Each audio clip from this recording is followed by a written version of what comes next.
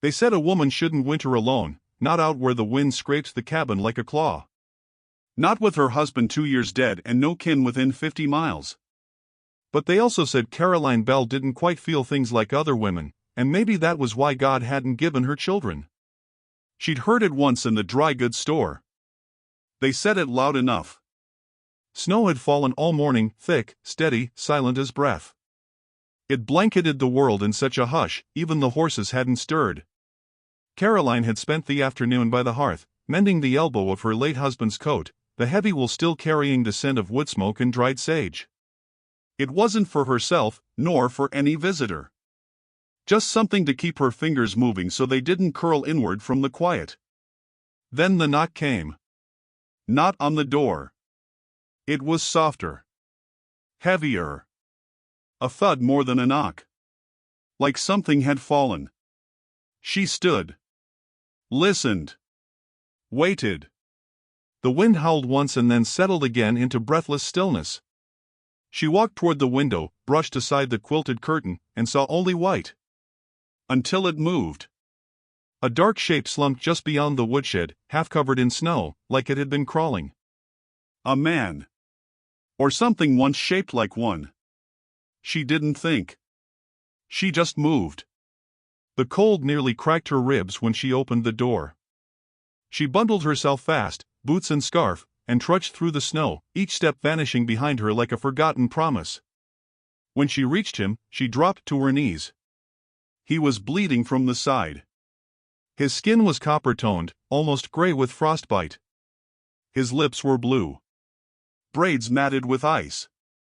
His coat, what was left of it, was torn, soaked through. And he had no rifle. No boots, just strips of hide wrapped with twine. Whoever he was, he hadn't meant to survive this. A knife rested at his waist. Dull, cracked. Still she hesitated. Then he shivered. Just once. And the sound wasn't like a man shivering. It was like a boy dreaming of fire. A whimper without pride. She pulled his arm over her shoulder. He didn't resist. Maybe he couldn't. Inside, the cabin was dim. Firelight danced across the pine walls, throwing soft shadows across her modest things, 3 shelves of jars, 1 empty cradle, the Bible with her name written in faded ink. She laid him on the cot by the stove, spread out a thick quilt, and knelt beside him. Up close, his face was younger than she'd thought. No beard. Just a scar running from his cheekbone to his jaw, faint like a fingerprint. His chest rose in shallow gasps. Blood pooled at his waistline. She fetched her stitching kit. As she worked, he stirred once. Mumbled something in a language she didn't know. Then again, with more weight. The words were broken, soft. Like a prayer to someone who hadn't answered in years. She stopped. Looked at his face. You understand me? He didn't open his eyes. But his lips moved again. This time, one word reached her. Home. She pressed her palm to his forehead. He flinched, then stilled. Through the night, she watched over him like she once had for Jonas during that last, bitter fever. Only this time, she wasn't praying. She just waited. Like the storm. Like the snow. By morning, the wind had slowed. But his fever hadn't. She changed his bandage. Cleaned the wound. Put broth to his lips. He sipped. Then looked at her. Brown eyes. Mistrust and shame. She didn't speak. Only nodded once, like a woman who wasn't afraid of silence. He turned his face to the wall. By the second day, he could sit up. He said his name was Luca. Nothing more. She didn't press. They shared stew in silence. He ate slowly, eyes lowered. As if ashamed of hunger. She noticed the way his fingers trembled when he held the tin spoon, as if unfamiliar with warmth. On the third day, hoofbeats echoed down the pass. She moved fast. Covered him in quilts. Set a pot to boil on the stove. When the sheriff's knock came, 3 short raps like always, she opened the door with hands steady and breath calm. "Mornin', Miss Bell." Sheriff Hensley stood on the porch, hat rim iced, 2 deputies behind him. "You see anything strange last night?" "We tracked blood down from the ridge. Horse went wild. Could be Apache." Caroline blinked once. "No. Just snow." His eyes narrowed. "No travelers came this way?" She shook her head. "No one sane would." A pause. Then a nod. "Well, if you see or hear anything, you come straight to town. No use being a martyr." She met his gaze square. "I've buried 1 man. That's enough." He tipped his hat and turned away. She closed the door. Bolted it. Then stood still, breathing the smoke of her own courage. That night, Lucas stood for the first time. Limped toward the window. Looked out over the snowfield where the sheriff had stood. "They come back?" he asked. Caroline nodded. "They always do." He turned to her. "You, no send me?" "No." "Why?" Her voice was low. "Because I know what it feels like, to be found when you don't want to be seen." He stared at her for a long time. Then nodded. "Just once." Like a vow sealed in frost. The wind howled again, soft and long. The storm hadn't left. It was only waiting. Just like him. And her. And something neither of them yet understood, something that had knocked twice, and entered without asking.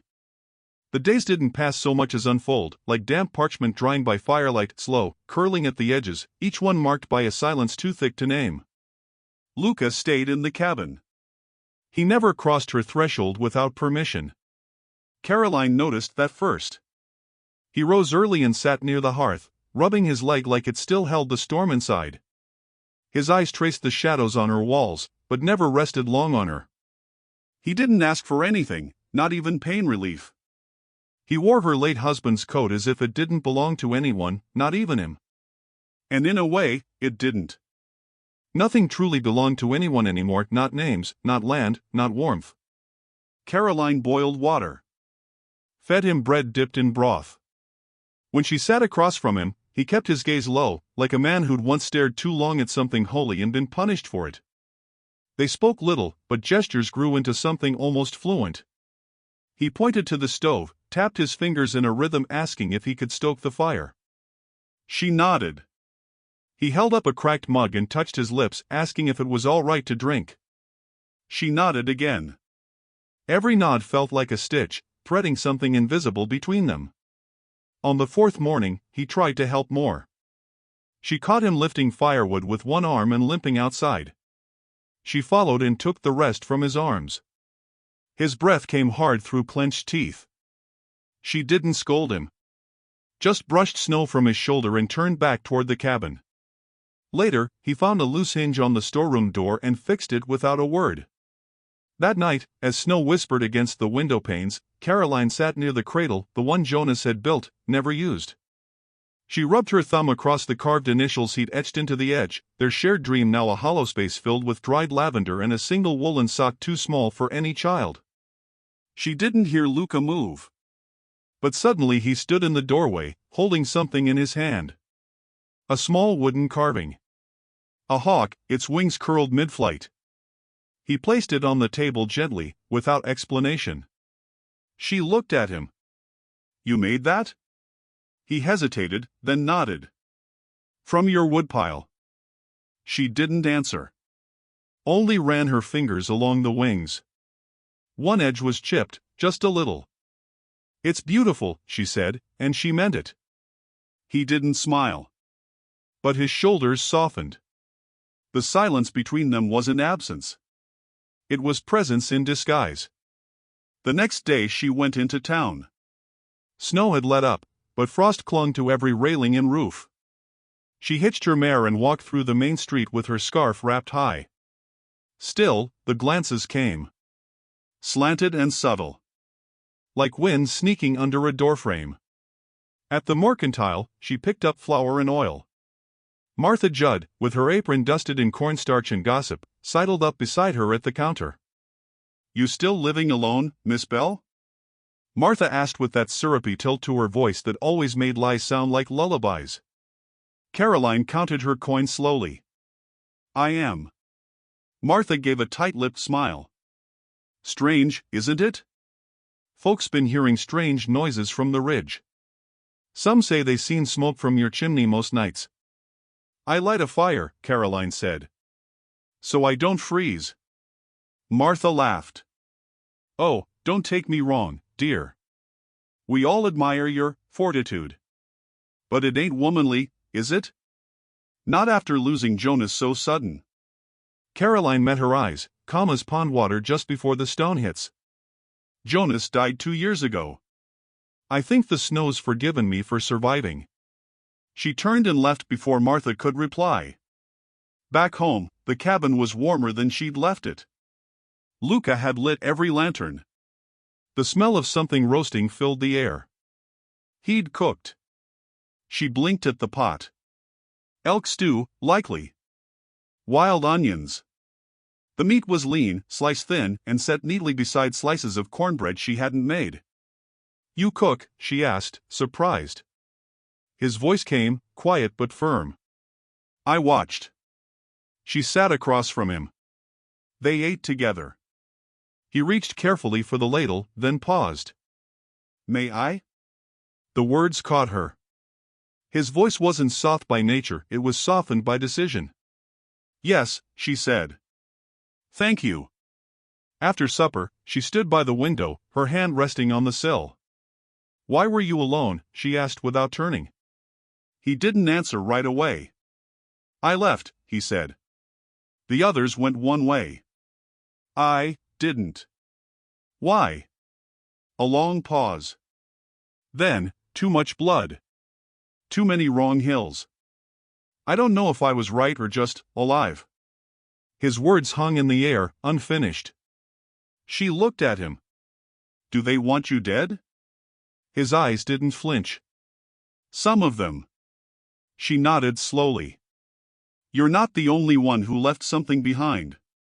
He looked at the cradle in the corner, then at her. But he didn't ask.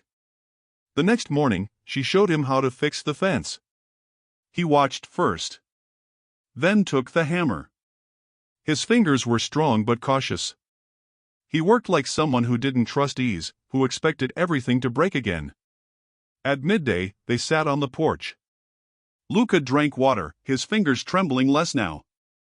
Caroline watched the snow clouds roll back in, gray and low, like a secret sliding across the sky. She noticed then, he had stopped limping. "You're healing," she said. His gaze stayed on the horizon. "Enough to run." "Not far." "You're not running yet," she said. "No." She turned to him. "Why not?" He took a breath. The kind that sounded like it had been waiting in his chest for days. "You didn't send me away."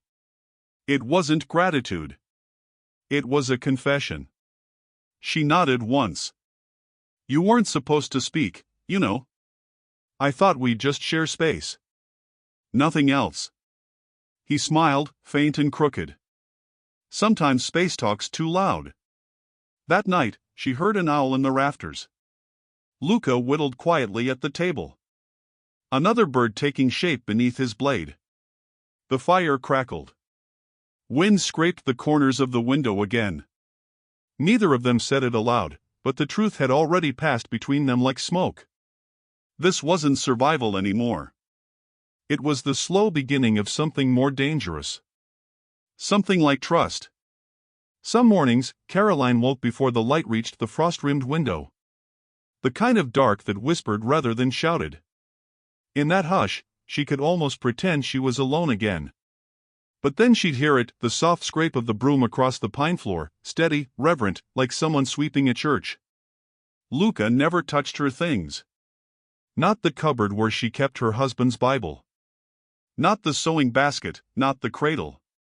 He only cleaned quietly, as if trying to erase his own footprints from her world. He didn't ask for her trust.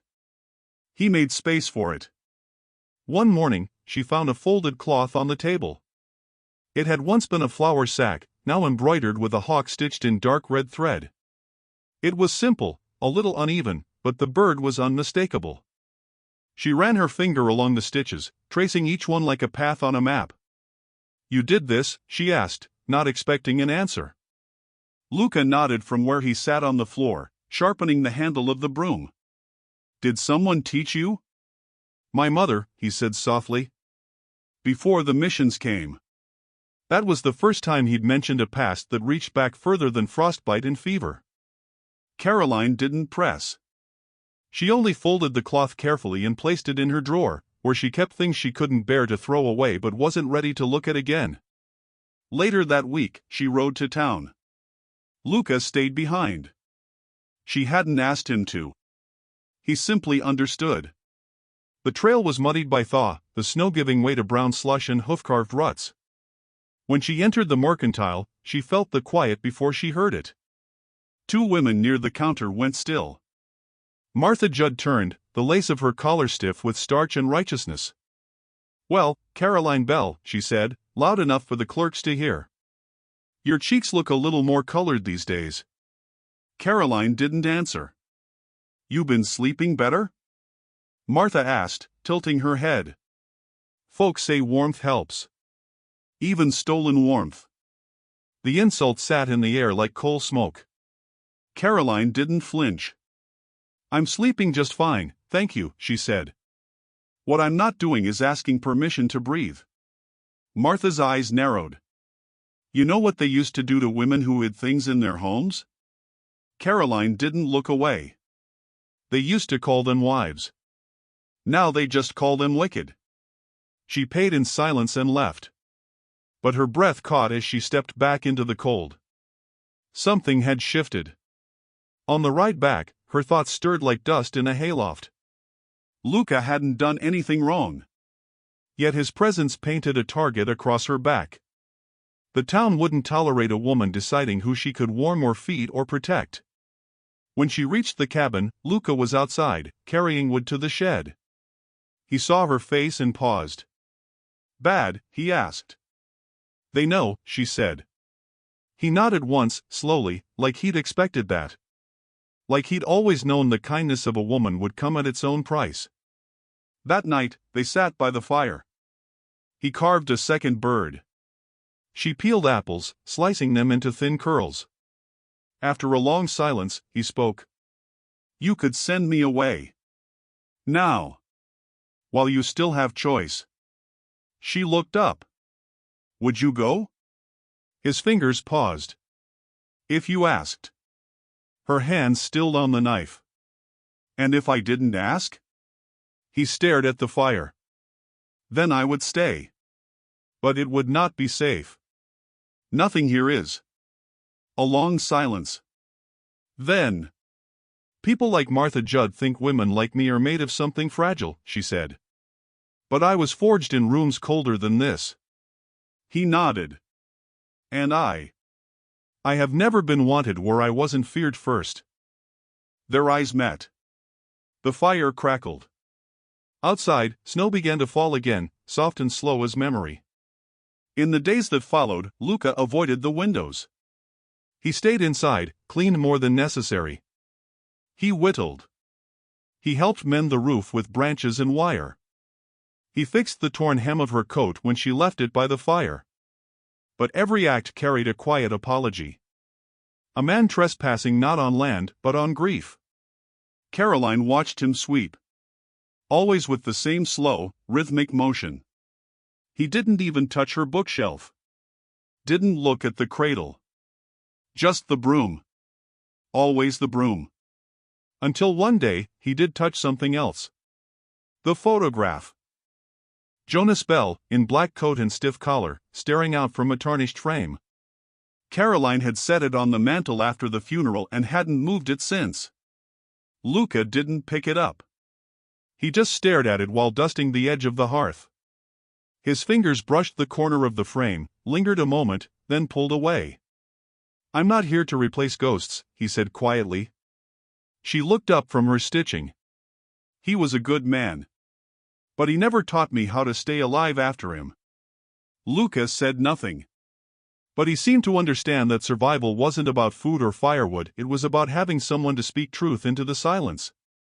Even if the truth hurt. That evening, as the storm thickened, a knock came. Sharp. 4 times. Caroline stiffened. She opened the door slowly. Sheriff Hensley stood outside, coat dusted white, eyes unreadable. "Heard you've got someone up here," he said. "Someone not exactly your kin." She said nothing. He stepped forward. "You know harboring an Apache raider could be seen as aiding a fugitive?" Caroline met his gaze. "Is that what you're here to arrest me for?" "I'm here to warn you. Folks are nervous. And nervous folks do foolish things." Behind her, Luca stepped into view. The sheriff blinked. But he didn't reach for his weapon. Caroline stood straighter. "He's not a raider. He's a man. One you left to die." "You sure about that?" the sheriff asked. "The law don't bend just because a man looks cold and broken." "It should," she said. The sheriff looked past her, then back. "I'll give you 3 days. After that, I can't promise the town won't come up here with their own ideas of justice." Then he left. When she closed the door, Luca stood motionless. "You should have let me leave," he murmured. She stepped closer. "And you should have died." "But we didn't." He stared at her. The distance between them suddenly small. Thick. Real. "What happens now?" he asked. She answered with a whisper, "We sweep the floor. And we wait." And as she handed him the broom again, something unspoken passed between them, an understanding older than words, older than war, older even than shame. Because sometimes a man touches nothing but the broom. And still manages to rearrange every quiet corner of a woman's life. The storm came again on a Tuesday, meaner than before, wind that cried like a widowed mother, snow that flattened fence posts and erased every trail between Caroline Bell's cabin and the rest of the world. But the world, it seemed, had not forgotten her. She had just taken down the last line of laundry, stiff with cold, when she heard hoofbeats. Slow. Measured. Not the thunder of riders chasing game or ghosts, but the tread of men looking to settle something with eyes and words. She stepped out onto the porch, fingers tight around her shawl, heart already quiet in its resolve. 3 men rode up. Sheriff Hensley led, his breath pluming like a ghost ahead of him. Behind him, Pastor Wintry rode hunched against the cold, coat-patched, Bible strapped to his saddle. And the 3rd man, Judge Reynold, from the county seat. Rare to see him up this far into the woods unless a hanging was near. "Ma'am," the sheriff said, removing his hat. Caroline's mouth was dry. "You came for firewood?" The sheriff didn't smile. "We came for clarity." From behind the curtains, Luca watched. Not hiding, but waiting. He had not touched the rifle. Caroline had asked him not to. She wasn't sure whether that was wisdom or desperation. "We've had reports," Judge Reynold said, voice flat. "A man matching certain descriptions seen near your property." "And?" she asked. "And the town has questions. Whether this man is being sheltered. Whether you're protecting someone who once raised a rifle against settlers. Is this a court visit?" she asked. "Or just another visit to shame a woman?" That silenced them briefly. Pastor Wintry dismounted slowly, his old knees bending with effort. "Miss Bell, we ain't here to shame. We're here to offer you a road back to peace." She looked him in the eye. "Peace isn't the same as silence, Pastor." He nodded. "Then speak." She stepped aside. Luca came forward, quietly. He wore Jonas's old coat still, but he had added a blue scarf she'd made herself, looped once at the throat. His eyes were calm. His hands open. No one spoke. The wind did all the shouting. "I found him near dead," Caroline said, her voice steady. "No boots. No food. Bleeding into the snow. I brought him in. I saved him. Some say, the sheriff replied, he was part of a raid. That his presence means more'll come. No one's come, she said. Not one writer. Just gossip.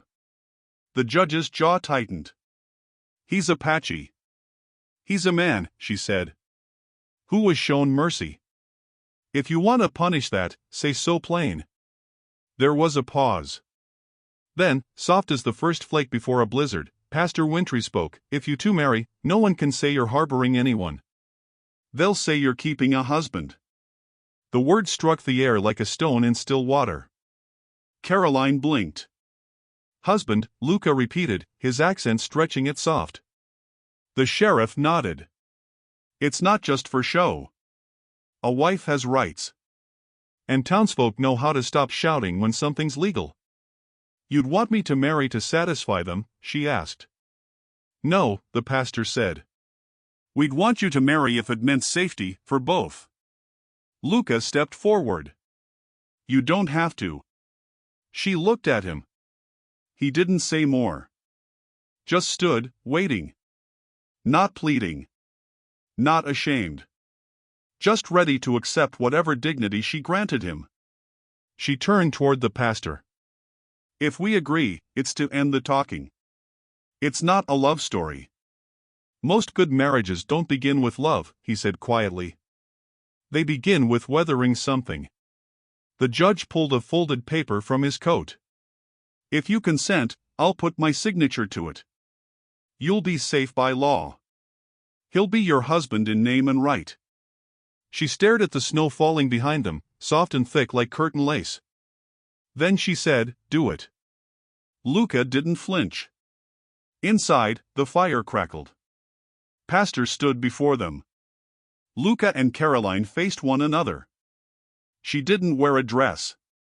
He didn't remove his coat. There was no ring.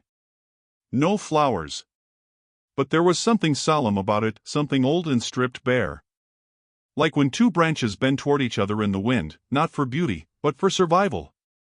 Do you take this man, the pastor said, to share your name, your hearth, and your shelter? I do, Caroline said. And you, Luca, do you? I stay, Luca said, before the words were even finished. If she want me. The pastor's eyes softened. Then by storm and by scripture, you are wed. A silence followed. The judge signed the paper. The sheriff nodded once. No joy. But no more threats either. As the men left, Caroline stepped outside alone. The snow thickened. She did not wave. She simply stood, watching the wind fold over itself. Inside, Luca sat down on the floor beside the fire, not speaking. She joined him. For a while, neither moved. Then she said, barely above a whisper, "You're my husband now." He nodded once. "I don't know what that means," she added. He looked at her. "It means I don't leave. Unless you ask." She let her head tilt slightly. Not toward him, not away. Just enough to close her eyes. And in the breath between one gust of wind and the next, she whispered, "Then we begin again." Quietly. Outside, the snow kept falling, soft, sure, and without apology. The morning after the marriage, the cabin felt different, not in what it held, but in what it no longer resisted. The silence between Caroline and Luca had lost its edge. It was no longer the silence of strangers, of threat or trial, but of two people standing on the same side of winter. Still cautious. Still uncertain. But no longer alone. Luca rose early, as always. He stoked the fire and patched a crack in the back wall with pine boards scavenged from the collapsed shed. Caroline poured water into a tin basin and placed it by the stove. Their gestures passed back and forth without need for speech, like breath exchanged between lungs, subtle, essential, unseen. The snow had ceased sometime before dawn. A strange calm fell over the high woods, the kind that always came before something louder. Birds didn't return. The wind no longer howled. Even the trees seemed to listen. By noon, Luca stepped outside to check the fence line. He didn't return. At first, Caroline thought nothing of it. The sun hung low, weak but present. She finished sweeping the hearth, folded linens, stirred the beans on the stove. But the minutes stretched. She walked to the window. That's when she saw the smoke. It rose from the edge of the tree line, dark, twisting, not from their chimney, not from any fire she'd kindled. Her breath caught. The pot boiled over. She didn't move. Then the shot rang out. She ran. By the time she reached the edge of the clearing, she saw Luca kneeling, hands raised, 3 men surrounding him. Local boys. The kind that hadn't made much of themselves, but always carried a chip carved from someone else's wood. One of them held a rope. Another had a rifle pointed at Luca's chest. "What are you doing?" Caroline shouted, voice cracking in the cold. One turned. His face was red, teeth bared like a dog. "Protecting our land." "This is my land," she said, breathless. "He is my husband." "He's an Apache," the man spat. "We don't care what you married. We care what he's done." "He's done nothing," she said. "You don't know that." "I do," she snapped. Another man laughed. "Then why did the sheriff say he was dangerous?" Caroline stepped forward. "The sheriff didn't say that. He said gossip was dangerous." "Looks like he was right." The man with the rope took a step toward Luca. "We ain't here to kill him. Just to make sure he's gone. For good." "I'll scream," Caroline said. "No one can hear you out here." "I'm not screaming for help," she said. "I'm screaming for witnesses." The man froze. She raised her voice, full and clear. "You think the town will back you after this? After attacking a man after he married into this community? After burning my shed and threatening my home?" The men hesitated. Something cold passed over their faces, not shame, but calculation. Then Luca stood. He didn't lunge. Didn't shout. Just rose to his feet, slow and steady. "If you want me gone," he said, voice low, "I go." But not in fear. Not with rope. And not with blood. One man aimed his rifle higher. "Don't talk like you've earned a say." "I haven't," Luca said. "But she has." Caroline stepped beside him. "She saved me," Luca continued. "Not just from cold. From what I'd become. You take me now, you don't just kill a man. You kill something trying to be better." The man with the rope lowered it, just a little. Caroline looked at each of them. "He works. He mends. He makes no claim on you. But you come to take something I chose. If that's what justice is now, then let the West burn." Another silence. Then footsteps. Not from the trees.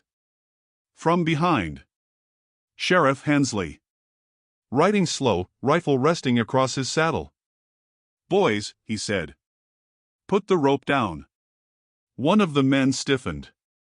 "He's a threat, Sheriff." "You came with fire and a gun," Hensley said. "Looks like you're the threat." He dismounted. "I gave Miss Bell 3 days. Not to run. But to be seen. She's been seen now. And what I see is a woman who chose grace in a world that don't reward it." The men shifted uneasily. "She married him," the sheriff said. "That means something here. More than gossip. More than fear. Now go home before you light a match you can't unstrike." The rope fell to the snow. The rifle followed. Then the men turned and walked back into the trees without another word. Luca remained still. Sheriff looked at him. "You planning to give me trouble?" "No," Luca said. "You planning to protect her?" "Yes." Sheriff nodded. "Then stay quiet. Stay useful. And stay married." With that, he rode off. When they were alone again, Caroline didn't speak right away. She walked to the ashes of the shed. kicked at the smoldering remains. Her hands shook, but she didn't cry. Luca joined her. Reached for her hand. She let him take it. "You were going to leave," she said softly. "Yes." "Why didn't you?" He looked at her. "Because you didn't scream for help. You screamed for me." She turned to face him. "I'm tired," she whispered. "Of being strong. Of being watched. Of defending something that shouldn't need defense." He cupped her cheek. Rough thumb against wind-chapped skin. "I'll stand in front," he said. "Next time." She leaned into his hand, just for a moment. Then nodded. Together, they walked back to the cabin. The wind had picked up again, brushing snow into spirals. But the fire inside still glowed. Still waited. That night, as darkness fell and the cold tightened its grip, Caroline lit a lantern and placed it in the window. A signal. Not of danger. But of presence. Of choice. And in that flickering light, the house no longer looked like a widow's cabin. It looked like a home with two names. Two shadows. Two promises not yet broken. Some said the frost came to punish. But Caroline believed otherwise. It had come to test. And what it found, curled by the fire, was not weakness. But a love slow-built and flame-fed, not loud enough to boast, but strong enough to stay.